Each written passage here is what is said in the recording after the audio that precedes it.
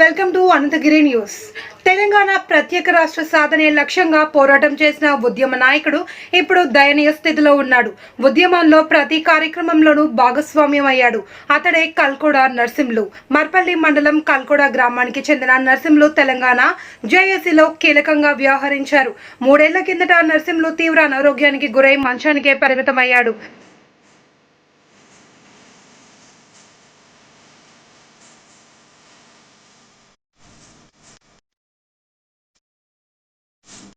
యజమాని మంచాన పడడంతో ఆ కుటుంబ తీవ్ర ఇబ్బందులు ఎదుర్కొంటుంది. ఆపన్న హస్తం కోసం ఎదురు చూస్తున్నారు.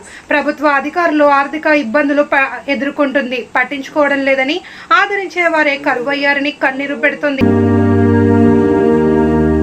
నర్సింలు 2007 నుండి వికారాబాద్ కేంద్రంగా ఉద్యమంలో కీలక పాత్ర పోషించారు. ఉస్మానియా యూనివర్సిటీలో జరిగిన ప్రతి కార్యక్రమంలో ఆయన భాగస్వామి అయ్యారు.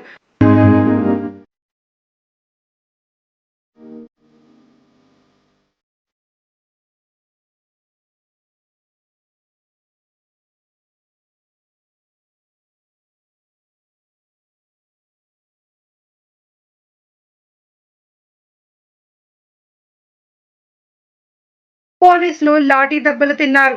తెలంగాణ రాష్ట్రం సిద్ధించిన తరువాత మొదటిసారి ఆయన వికారాబాద్లోని వైష్ణవి పాఠశాలలో అందరికంటే ముందు జాతీయ జెండా ఎగురవేసి సంబరాలు జరుపుకున్నారు.